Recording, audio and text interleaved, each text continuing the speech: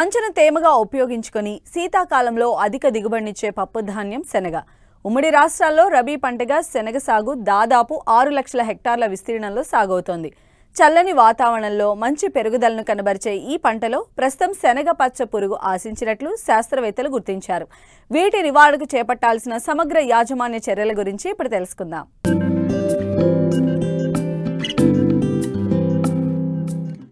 రబీ కాలంలో సాగయ్యే పప్పుధాన్యపు పంటల్లో అతి ముఖ్యమైనది శనగ. వాణిజ్య పంటలైన మిరప, పొగాకు పంటలకు ప్రత్యామ్నాయ పంటగా శనగ రైతుల ఆదరణ పొందుతోంది. ముఖ్యంగా నీటి వసతి తక్కువ ఉండే నల్లరేగడి భూముల్లో రబీ పంటగా మంచును ఉపయోగించుకుని పెరగగల పంట ఇది. ప్రతి ఏటా ఆంధ్రప్రదేశ్లో 4 నుండి 5 లక్షల హెక్టార్లలో సాగుతుండగా తెలంగాణలో మాత్రం 1,20,000 హెక్టార్లలోనే సాగవుతోంది. ప్రస్తుతం పూత దశ నుండి శాఖీయ దశ వరకు ఉంది. అయితే ఈ సమయంలో పురుగుల ఉధృతి కూడా పెరిగింది. వీటిని సకాలంలో నివారించకపోతే పంట పూర్తిగా నష్టపోయే ప్రమాదముంది. పురుగుల నివారణకు చేపట్టాల్సిన సమగ్ర సస్యరక్షణ చర్యల గురించి రైతులకు తెలియజేస్తున్నారు వరంగల్ ప్రాంతీయ వ్యవసాయ పరిశోధనా స్థానం శాస్త్రవేత్త సంధ్యా కిషోర్. తెలంగాణ రాష్ట్రంలో ప్రస్తుతం సాగుతున్న అపరాల పంటల్లో శనగ అనేది యాసంగిలో ముఖ్యమైన అపరాల పంట. మన రాష్ట్రంలో సుమారుగా 3 లక్షల ఎకరాల్లో శనగ పంట సాగవుతూ వస్తున్నది. ముఖ్యంగా తెలంగాణ రాష్ట్రంలోని ప్రస్తుతం రైతు పొలాల్లో ఈ పంట పూత దశ నుంచి శాఖీయ దశలో వివిధ దశల్లో పంట ఉన్నది. ముఖ్యంగా అక్టోబర్ చివరిలో విత్తుకున్న పంట పూత దశలో ఉన్నది. నవంబర్ చివరిలో విత్తిన పంట శాఖీయ దశలో ఉంది. ముఖ్యంగా ప్రస్తుతం చూసుకున్నట్లయితే ప్రస్తుతం వాతావరణ పరిస్థితుల్లో ముఖ్యంగా శనగ పంట లేత దశలో రబ్బరు పురుగు ఆశించి ఉన్నది. ఈ రబ్బరు పురుగు ఆశించడం వల్ల ముఖ్యంగా ఈ పురుగులు ఆకు అడుగు భాగాన ఉండి గోకి తినడం వల్ల పత్రహరితం కోల్పోయి పురుగులు ఎక్కువగా ఉన్నప్పుడు పంటలో ఆకులన్నీ తిని వేయడం వల్ల కేవలం మొదలు మాత్రమే మిగిలే అవకాశం ఉంది. ఇటువంటి పరిస్థితుల్లో రైతు సోదరులు ముఖ్యంగా ఈ రబ్బరు పురుగును తొందరగా తొలి దశలో నివారించుకున్నట్లయితే మొక్కలు పెరిగే అవకాశం ఉంది.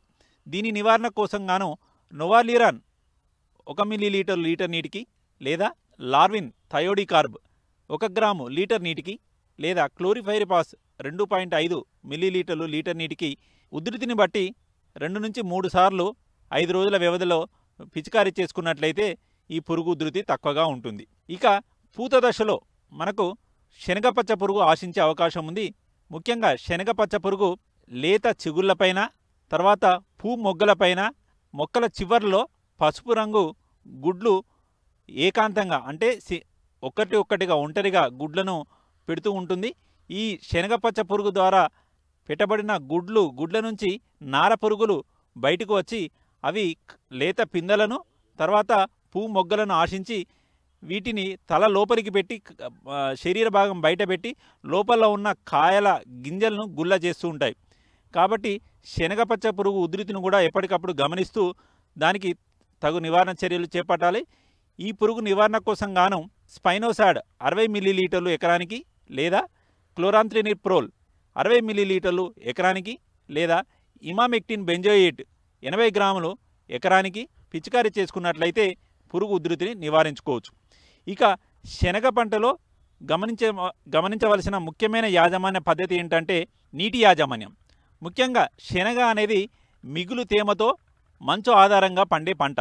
కానీ ఎప్పుడైనా బెట్ట పరిస్థితుల్లో మనము తేలికపాటి తడులు ఇవ్వాల్సిన అవసరం ఉంటుంది. ముఖ్యంగా శనగలో అధిక దిగుబడులు సాధించాలంటే శాఖీయ దశలో అంటే విత్తిన 20 రోజుల తర్వాత మొక్కలు ఎప్పుడైతే శాఖలు విచ్చుకుంటాయో ఆ సమయంలో మనం ఒక తేలికపాటి తడి స్ప్రింక్లర్ ద్వారా కానీ లేదంటే తక్కువ మోతాదులో నీరు పెట్టి చూసుకున్నట్లయితే మొక్క ఏపుగా పెరిగి శాఖలు ఎక్కువగా పెరిగి ఎక్కువ కాయలు వచ్చి అధిక దిగుబడులు పొందే అవకాశం ఉంటుంది.